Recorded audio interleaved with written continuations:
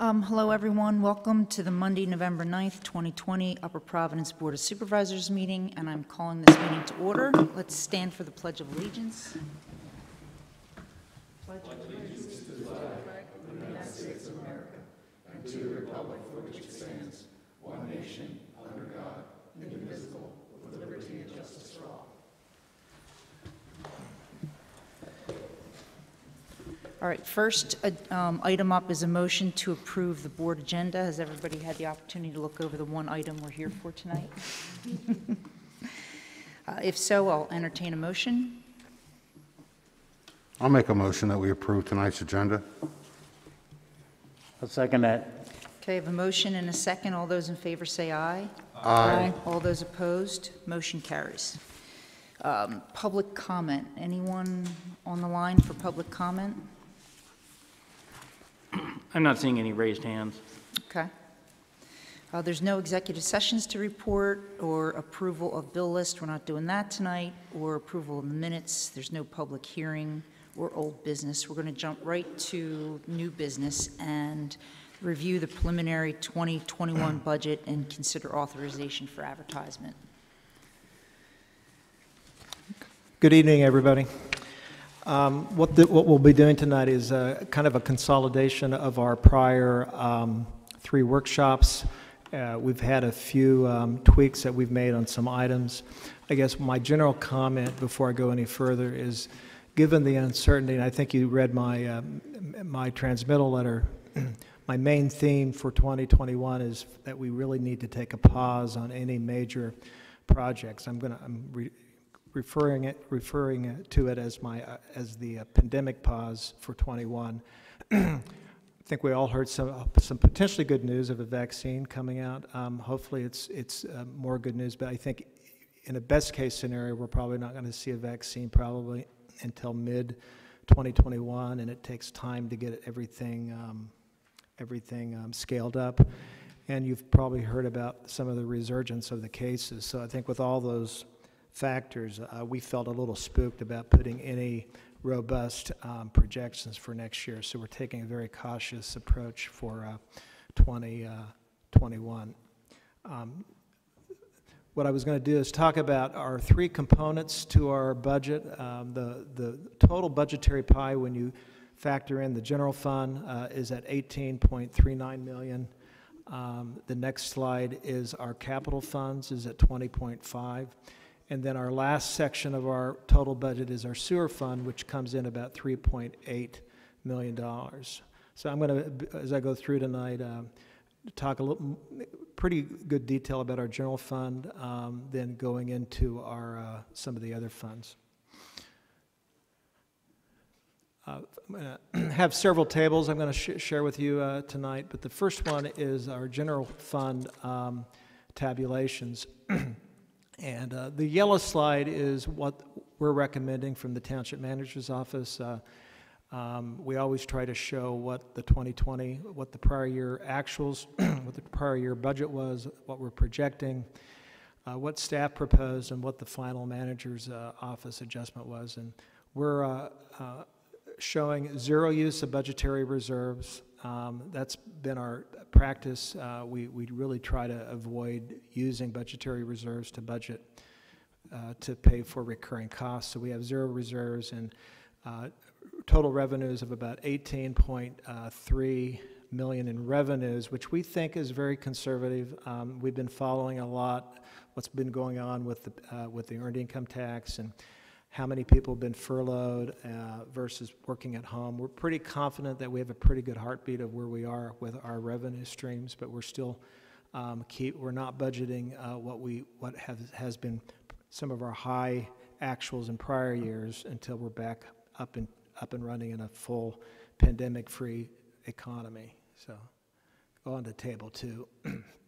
Table 2 try to show you some of the revenue trends, the major revenue trends that comprise our budget. There are about 5 major categories. We have the real estate levy, which we did up until 2017. We were the only township in Montgomery County without any property tax levy. We did institute one in 2017. with some of the introductions of some of our fire services and at our some of other emergency medical services that were going on. And at the time, we were in a structural deficit, so that kind of helped us straighten our ship. Real estate transfer tax has been hovering around about $1 million, but we're looking at that for the actual for that for 2000. The actual for this year has been a little bit under the estimates because of the governor's moratorium on real estate transactions. Building permits, you'll start to see us starting to plateau, and I don't expect, unless we have some really serious major developments. We do have a few large tracts in the township that may generate some higher than normal building permits, but I think our average level will be probably around the $500,000 level.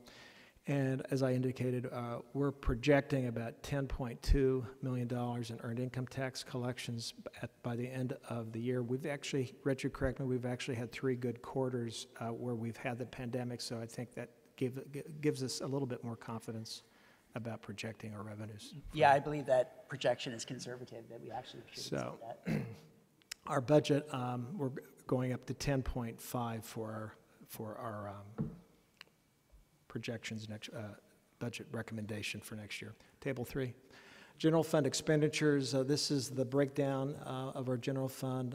You got the Board of Supervisors. I'm going to go through each cost center in a little bit more detail. The administration and finance. We got the tax collector, legal services, pool building expenses, police protection, emergency services, planning and zoning, public works, park and recreation, and then general transfers out, which is transfers to other funds to fund other projects and some capital projects. Table 4, please. Starting with the Board of Supervisors, this is your guys' budget. One thing we've done, Richard and I have done throughout all the cost centers, is with the refinancing of our bond issue, we had a very good refinancing. I think you heard that was 1.47% APR. We're going to be able to acquire some additional new monies. So most of the debt service for next year is going to be costed out in the Emergency Services Department. So the one capital assessment that we had attributed to the board, we've zeroed that out for this year. So what we're looking at is an adjustment for your department for the board of $234,394. Just a commentary on group benefits. Ever since we joined the Health Trust and since we've implemented the high deductible plan that was part of a police arbitration, our health insurance increases have been I would say in the mid-single digits. If you recall, health insurance for a while has been double digits. One thing that has been it's kind of a win-win. It gives all the employees an allocation for health savings account, but it also imparts to them the importance of making good medical decisions as far as providers, and it's helped keep the cost curve on our health insurance costs down. So that's a common theme you'll see throughout all of our group benefits. And pretty much kept everything else for the board the same. We do have our standard discretionary donations. Contracted services primarily, I believe, is for the, is that for the newsletter? I believe that's the newsletter. We had some discussions, and Madam Chair, it may be worth a discussion in the future if we're trying to, do we want to go more toward digital publications? A lot of that is for our print publications and postage. So it's just to put an idea on your mind. I think generally our sense is that some of our older populations still like the print newspaper. Yeah, we broke out those codes. That's more than half of that account. Table 5, please. It's not a table, it's the org chart. This is the township-wide org chart. We're trying to do a better job of updating these as we go through each budget year. Next chart. Table 5 is the Township Administration and Finance Department. The main categories here are our salary accounts, group benefits, our supplies, services and training, contracted services, capital expenditures, capital assessments. These are high-level summaries. All of the board members have the more detailed spreadsheets that are part of the 68-page document, so I didn't want to get too much into the weeds for the PowerPoint tonight, but this is a general summary of where we are. As you can see, that number is also our 2021 proposed adjustment is at 1.3 is a little less than our 2020 budget of 1.45. So you'll find that we're having a trajectory down in all these cost centers for this year. Tax collection pretty much is a pretty much a static budget. Julie gets salaries and commissions based on our commission arrangement with her. And the tax commissions primarily are what we cost out to Berkheimer. Am I right, Rich? Okay. So I think that's pretty much no increase in that. Table 8 is our interfund transfers, miscellaneous. This is where we, I think this might be a wrong,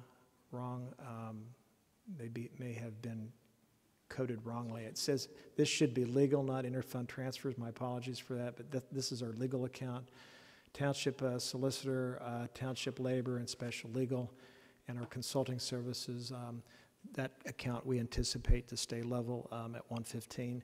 You probably saw in my commentary that we had some special legal services last year. You know, we retained John Muir to do our special services. We were looking into doing some arrangements with Trapp, Borough, and also our cable franchise negotiations. So we don't anticipate any special legal costs this year other than our solicitor.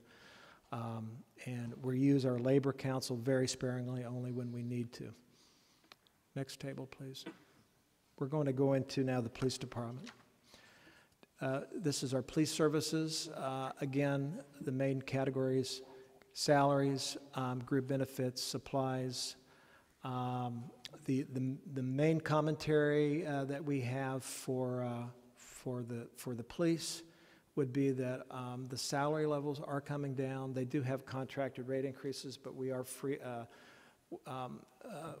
There are 2 vacant positions that we're not filling, so that reflects some additional savings there, and that pretty much. That account is actually only going up by less than 0.01%, which is pretty good for the police department. Next. Technology upgrade. For each cost center, I want to talk a little bit about the capital. For 2021, we're looking at our routine technology upgrades in the police. We're looking at 1 police replacement with upfits. Chief Toomey at our workshop talked a little bit about the Lexipol policy database and the law enforcement accreditation planning. All these were supported through the CCPM study, so that's pretty much remaining as is. Next table. This is emergency services. Moving on to emergency services. Table 11. This is the one count. I have to give Chief Kerrigan credit. I know that what the number looks like, it actually shows us going up. Actually, I actually increased his amount based a little bit on the manager adjustment based on the allocation of the debt service for the new building. But if you were to take debt service out, which is the capital assessments, he would have had a pretty much a level budget. So that there kind of is a mirage there. So I didn't want, that deserves some explanation. I'm going to talk a little bit about some of the capital in there. We shared this table at our capital, at our workshop, and we haven't really changed much. We have pared down a couple of the requests. We're going to move the rescue apparatus to 2022. A lot of these other things are the replacement of Engine 93 and the emergency services facility. The Engine 93 has already been ordered. That we expect delivery, Dan, in April? May. Emergency services, we have that plugged in at 12.5. That is based on, that is, I think, the worst, highest possible number it could be. We're opening the bids on November 19th. I think I reported we had like 50 people come, bidders. I think we have some very hungry contractors out there. We're retaining hope that that number will be lower than that. And if it is lower, that's more money that's freed up in the bond proceeds that we can put toward other projects. We're also keeping our fingers crossed on a possible grant award, but we don't budget things like that until they're certain. So, moving on to planning and zoning, Jeff has done a pretty good job in his hybrid position of a independent contractor, but also serving as our director of planning, and has a very good working relationship with Cheryl. Cheryl kind of gives some of her time to help with the administrative support of the Planning Commission and the zoning board. So that budget is pretty much going down. Prior capital assessments were for the updates in the comprehensive plans, which are coming to closure. And Jeff, are we getting near that? That's the I'll let you fill in on that. Yeah, we're looking at the first quarter of next year. Okay. Depending on how it shakes out what month, but generally we're hoping to adopt all of the plans first quarter of next year. A lot of the costs for that have already been encumbered, so I haven't put any new costs out there for assessments next year. The detail, like I said, is in the budget document if anybody has any questions. Moving on to Public Works, Tom is with us on a Zoom, so he's available if there's any questions. Public Works is table 14. We're looking at pretty much stable costs in terms of salaries, the benefits, the supplies. We had scheduled a new hire for him this year. We're gonna probably do a pause on any new hire in the Public Works until next year. And pretty much contracted services and capital expenditures. We have left, is it one, did we leave one or both trucks in? One. And we're exploring, I've talked to the chair on this, about possibly looking into some lease purchase arrangements for types of equipment that you really don't want to bond because, a Mack truck, with good maintenance, you could probably get 20 years, but it might be a good candidate for capital lease purchases, so we're going to look at that. Next table, please. Building expenses. Building expenses is kind of like an internal service fund. It serves all of the departments in terms of various building costs associated with the administration building, the emergency services, recreation center, but it's housed in the Public Works Department. And pretty much that's tracking on schedule. I think we may have, the only additional thing we added was a safety committee. We're trying to include some courses as far as improving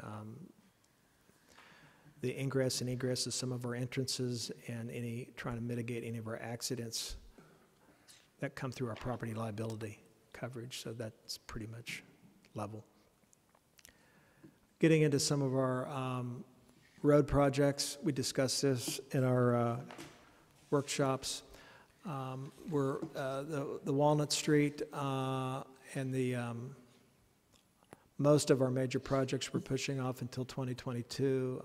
We're also, one change that you've probably noticed from the workshops is we're moving all road projects. We're taking a pause this year on any road projects. The only projects we're including are state liquid fuels projects at $600,750. Next slide. Stormwater projects. We've left these projects in. I think some of these, this may be one where we took some out, I'm not for sure. I think the Ashenfelder Road culvert replacement we're looking at taking out, and the Laurel Lane. So the only major project we'll be including next year is the Caroline and Carmen storm sewer. This was one table that I forgot to update, guys. So the final one we will not have the Ashenfelder Road replacement included this year. It's probably something we may want to talk about between now and our final budget meeting on whether we do that. Am I correct? Correct. Okay. And did I miss anything else? I put that table Excuse together. me, can I ask, so I thought we were keeping in the Ashenfelder Road culvert replacement. We're not? I thought we got a grant. We didn't get a grant for that?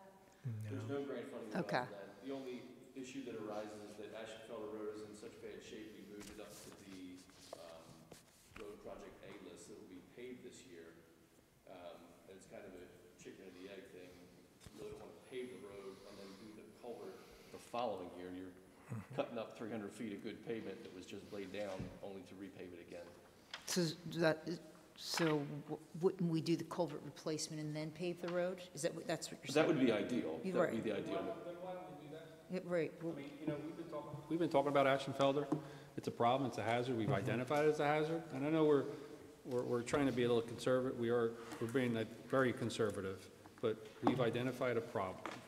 And if it fails, we've identified a problem and did nothing about it. This is a good thing to spend money on. Yeah, and I So- agree. I guess it's good I didn't take it out of the How table. about that? No, So I leave think it we in the should, table. I think we should leave it in and then pave it. Okay. Yeah. Got that, Richard? I have it. Got it? I mean, I don't want to, I mean, if we all agree to that. We've been dealing 'cause- with 2 or 3 different versions of this PowerPoint, so I missed this slide. Yeah, no guys. worries. I mean, So- and I think we've gone back and forth over it, but I hate to see it. 2 years ago, it was like, this was need to be replaced. Oh, it's been deemed structurally deficient, so I think it's, And when the car goes over it and falls in the hole like you see on YouTube, we get sued, right? So, that's good. flood mitigation, the next table, Jeff, if you could put on, these are all placeholders if we get the grant. We're not gonna go out and spend 600,000 if we don't have a FEMA grant in place for that. So, we've been pretty good about, I think Brian went out and did a survey of some of the people who live on Canal Street and some of the other properties in the floodplains, and there's been some general response from some residents that would like to, take us up on that offer.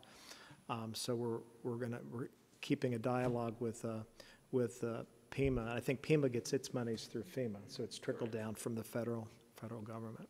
So that pretty much is just more of a reference. Moving on to Parks and Recreation.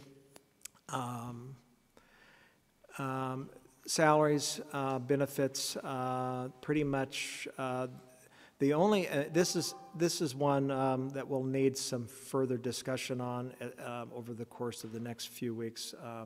You'll notice that under contracted services and training, correct me if I'm talking about the wrong account, Rich, but I believe that's the account we added a placeholder for library contracted services. As you know, there's been some discussions about how much we want to put into Anderson Farm Park recreation facility as far as library services. I think we all agree that we want to kind of introduce the library element in there to get people excited if we go forward with a larger library project.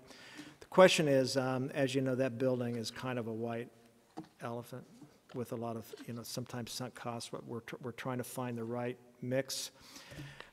So what we want to do is not put too much money into the library, but put enough right so that we can have some interest in, based on what we're doing in December, we're looking at getting a little podcast studio.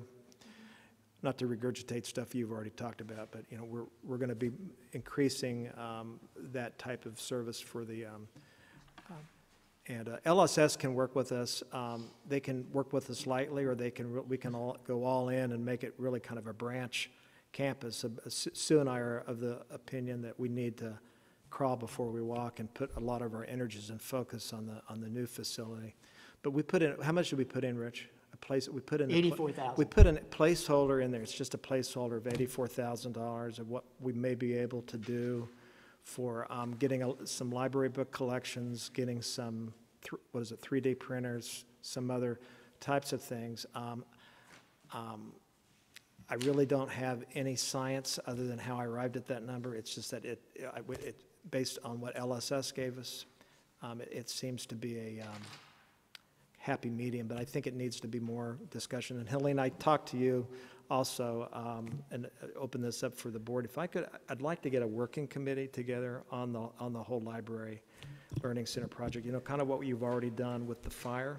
Yep. I'd like to try to get maybe 2 board members to work with me on kind of what I call a working committee where we can really get into the weeds and talk about, and Sue would be on this with me. Just don't have to make a decision tonight, but I think it would be helpful if I could have 2 people work with me. I don't care who it is. I'll let you guys fight it out. Here's some of we have made some changes too since our last workshop. We had some significant projects that we were going to cost out from the open space fund. We really don't know how much money we're going to be bringing in open space contributions next year. I don't think it's going to be that much. I think conservatively, Jeff, I think maybe $100,000 if we're lucky. So, and we, not that the projects that Sue proposed aren't worthy of pursuing it, but I think as far as the pandemic pause, we'd like to not only do some of the bare minimum, and the one project that does come with a grant, this is actually in red font, Al, so it's a $100,000 grant, so we are obviously moving forward with the Rivercrest Trail. We're putting in a placeholder for undesignated park-wide repairs maintenance as they come across. We are moving forward with the due diligence study of the Taylor Park. So I've kept that $200,000 in there as a placeholder until we complete the due diligence. There's a couple of other items if you want to move on, Jeff. The Phase 2 library study, I put a placeholder in there of about 50 grand. I think we may be fine. We may be able to bring that down a little bit because we're already starting that project.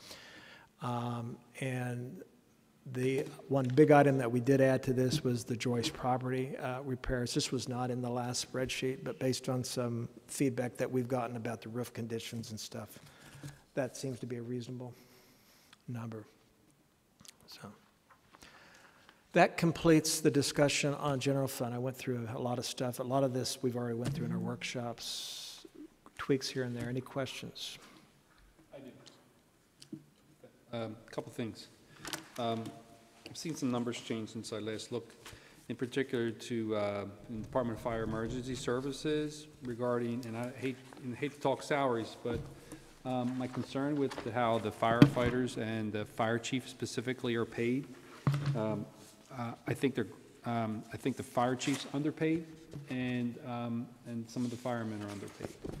The problem we have in our region now is we have townships hiring fire chiefs and hiring firemen, and Chief Carrigan's done a tremendous job here, and the job has expanded, and we're expecting him to do quite a number of things for us in the coming year. This will be a big year to consolidate fire and emergency and EMS services. And at the last budget meeting, I saw a salary of 120, now it's 115. I was okay with the 120. So I'd like to see it go back to 120. And also, I just want to make sure that our firefighters, there's a number here for salaries, and the difference between the proposed salaries and the township manager salaries is literally a $200,000 difference. So I can't get into specifics because I don't know exactly. We're getting into personnel discussions. Right, that's and what I'm saying. There's That's specific what reasons why we can't. And I understand that we're going to, I know we're looking at that, but I just think our fire chief's not being compensated to the amount that he should be, and I feel the same way with the department, the Public Works Director. So I would just like, I mean, we talk about bridges, we talk about all kinds of stuff, but we have some tremendous people here, and just, I think they need to be better compensated for what they do for us. Any other questions? And I know that's personnel, It is personnel. but, well, it's in the Okay. budget. It's laid out there, so, okay? Thank you. In the blue piece, the capital budget piece of the pie, or capital, is the 10 million from the bond already included in that Yes. number? As I get through, at the very end, I'll show you that. Are we going on to sewer now? I think it's sewer, going into our sewer fund.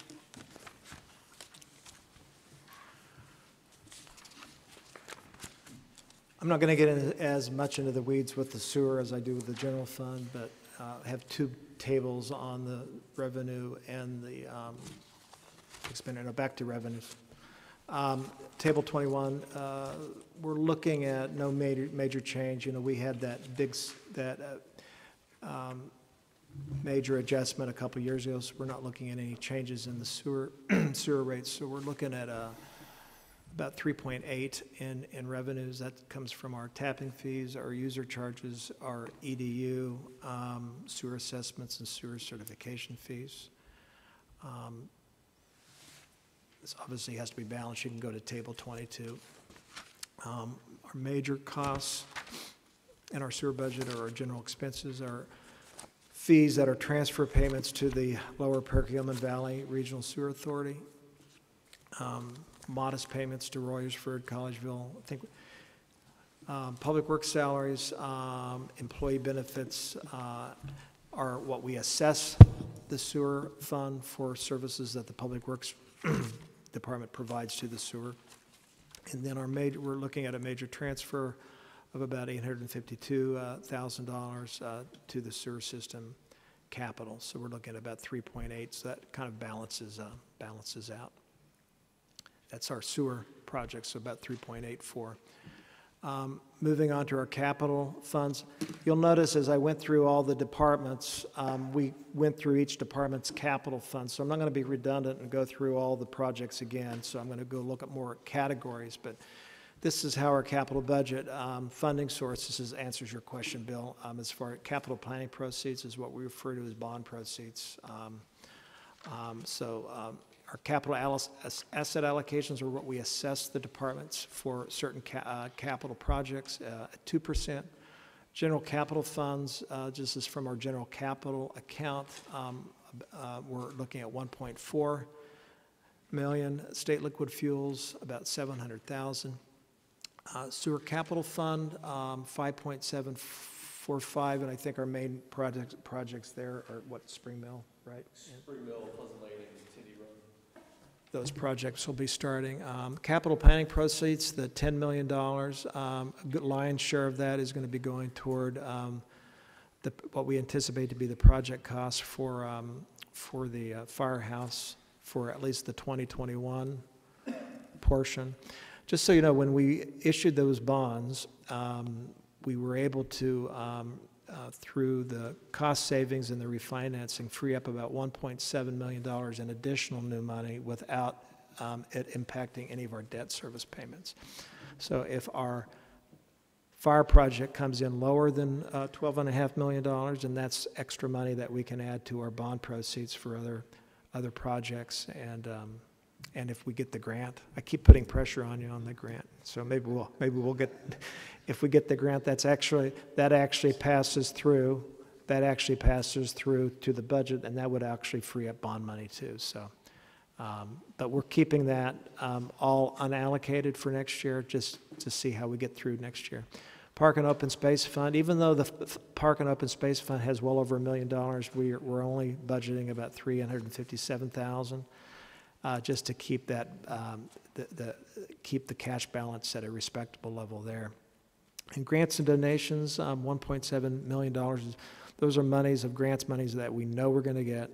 A big share of that is the Montclair Alignment Project, which hopefully we've got all the easements and we're getting close to it where we'll actually be able to break ground next year. So that kind of rounds out our capital budget. Next slide. Our mill levy is what we refer to as our public safety levy, and this was something we put into place in 2017. Since 2017, this levy has not changed. We kind of allocate 0.5 to police, about 0.67 to fire, and 0.025 to emergency medical services. We're still giving starting our third year of giving a minor stipend or minor capital contribution to our contracted ambulance companies. Park and recreation services, we don't have any mill levy set to that. So that's remaining unchanged for 2021. And I'm going to close this. I think this kind of concludes our 2021 budget. Helene and I have had some discussions of all these open issues awaiting us. And I try to lay out some of these. Helene, tell me if I missed any, but you know, we hanging out there for 2020. I'm looking at maybe our 2022 budget outwards for the next 3 years. Some of the major issues we'll be looking at is MS4. what we want to do with the MS4 stormwater mandates, the authority versus the board. Chief, Joe Bresnan's done a little bit more research on, he's delved into the 1963 lease that we had with the authority. So we think we have a plan of action, some recommendations. At our next meeting, he can lay that out as far as some of our options. Emergency services, obviously we're moving forward on the building, assuming we get good bids. The hanging out there in the future is the SAFER grant and the specter of 24/7 services. Our relationships, very good relationships, by the way. I have to say that, if you've gotten no complaints from BlackRock or anybody, that means he's doing his job. I mean, unless you guys have gotten issues, it's been very quiet, and I know he's very quietly been trying to develop a good relationship with all of our surrounding chiefs, and I think we're making good progress there. But there's a lot of big question marks about what's going to happen with our with some of our service levels at BlackRock, and we're following very closely. We have a very good relationship with TRAP, even though we had our amicable break. They're still very interested in what we're doing, and they're putting monies, and they don't want to put any monies in their projects until they know what we're doing. So at least there's some discussions going on there. Learning Innovation Center, library, there's so many weeds on that. Capital financing, really engaging the business community, a lot of the details where I sometimes feel a little overwhelmed myself, and that's why I'd like to get some really weighty policy issues here that I think we need board feedback on. Planning studies, Jeff talked a little bit about, once the comprehensive plan is done, the complete streets policy is done, the active transportation plan and the master park plan is done, are all going to have some recommendations with some funding sources, funding recommendations, which we're probably looking at early 2020. 2022 budget. 21. So I see those. Expanding inter-town cooperation. Helene and I have had conversations about the need to speak to more of our elected officials. A lot of what happens with fire and some of our other services we can do so much at my level, but a lot of these have to be driven at the policy level through the elected officials. And long-term financial planning, we got to pay for some of these. And Richard and I, you've met Jamie Schlesinger from PFM. We have a very powerful program called Scenario, where we can plug in assumptions, and it'll give us an idea of what the long-term costs are these, and how we would fund them in different options and that. So those are some of the issues that you may have some issues I missed, but I think I'm leaving you here with question marks for 2020. Well, I see these as some of our planning sessions for early Q1 of next year. Yeah. We really do need to figure out MS4. These are and I think we need to start, we were looking at start having these in late January, early February. So I think that's it. That's my last slide, guys. I have a quick question, though, too. The planning for the open space, and I know the parks, is that coming in December? Or? I don't know. We're still working through some of the details on, I know you've received a copy of the Complete Streets Manual. We'll be talking about that at the Planning Commission Thursday. That meeting is Thursday, not Wednesday this month. And I think we're sitting down and talking to Gilmore and seeing where they are with the plan and sort of how we can start to fold that into the adoption process. So we're hoping in the next month and a half, we'll see where they are and get that out there. I know, Helene, some of the hot button issues have been Taylor Farm, and the master plan aside, I'm kind of taking the Taylor Park thing under my wing as far as the due diligence. So I'm kind of getting a little bit more in the weeds on that. And I think the Joyce track was never part of the original master plan, but we're finding out there's more and more issues there that we need to look at. Plus, we've had a change in planners, so we're bringing Judith up to speed. So. For Taylor, I think we have to go through that process of decision tree. Yeah. That's why I didn't take any of that placeholder money is still in there.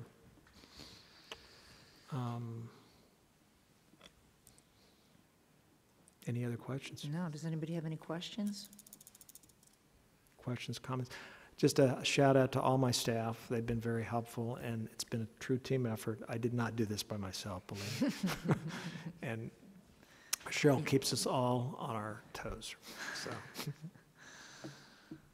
Yeah, thank you, everybody. The good news is we're not recommending any tax increase this year. I think everybody knows our cost pressures are not this year, it's starting next year. That's when we need to start really rolling up our sleeves.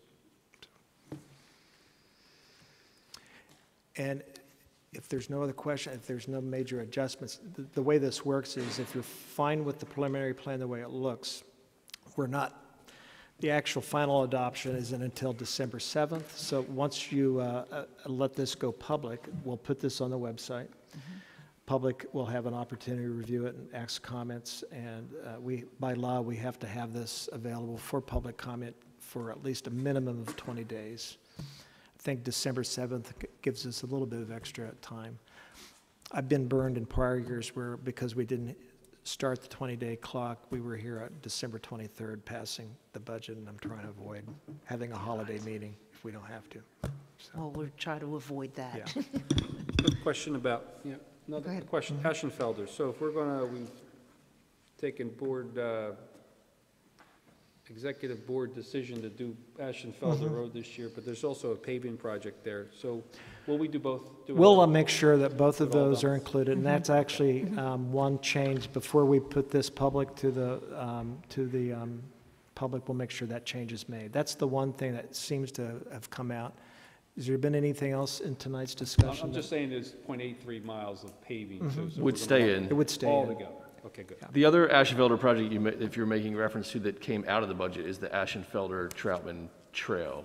Okay. We're doing the Rivercrest Trail, but that Aschenfelder piece came out. There's Aschenfelders in this budget 3 times, so it's confusing. Which Aschenfelder, 1, 2, or 3? Right. Did Hafner stay on the road paving list? Yes, it Okay, did. gotcha.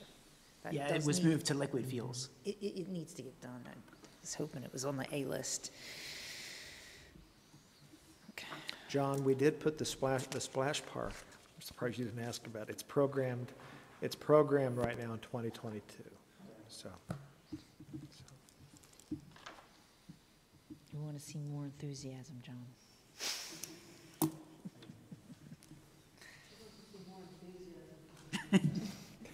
It's the mask, I think. Is there any other items that you would like us to make tweaks to? We can. No, Al, thank- your question on personnel, I don't have, that can be done at any time, but that's more of a personnel discussion. We can talk about it. And I want to give you guys credit for cutting where you could, considering where we are with COVID and the year ahead of us, and I appreciate that. You guys did a great job. One good thing about a pandemic, I mean, it does create anarchy, but it also gets you good interest rates and competitive contractors when you're trying to build something. So I don't know if that's, Well, and if our revenues turn out rosier, we've got things we can add back in to do. I mean, it's, we've got Yeah. projects ready to go, so. yeah. And that's Right. one reason we left, the money's there, but we've left it idle. Anything else? No? Good. I'll entertain a motion. I'll make a motion that we advertise the preliminary budget for approval at our December regular meeting. I'll second. Okay, I have a motion and a second. All those in favor say aye. Aye. All those opposed, motion carries. Right, and I think we don't have manager department head reports or consultant reports or solicitor reports. Any supervisor comments? We do have a regular meeting next Monday. Yes. So we'll have more. Catch up with all those on this coming Monday. So I'll go into the upcoming events. Oh, go ahead. Oh, go ahead, your books. Yeah, my books, come on. Another book selection? The book I'm currently listening to was written in 1996, but I think it's very interesting and something that people really need to look into. The title of it is Lies My Teacher Told Me by James W. Lowen. He's a historian. He reviewed a dozen history books, textbooks that are used in high school, and brought to light in a very deep way all the misrepresentations, the outright lies, and failures of these history books, that because students don't get the history education that they need in high school, then they don't understand what's happening, why what is happening today is happening. I hope that made sense. Anyway, I find it really interesting, and I recommend it. Sounds good. We'll add these to the library collection. Any other comments? All right, I'll jump into these upcoming events. Board of Supervisors meeting schedules November 16th, a regular meeting, December 7th, 2020, final budget adoption meeting, December 21st, 2020. We have our last regular meeting of the year for the Board of Supervisors. Planning Commission meeting schedule is November 12th at 7 p.m. and then November 25th at 7 p.m. Right. Oh, there's more on the back. Okay.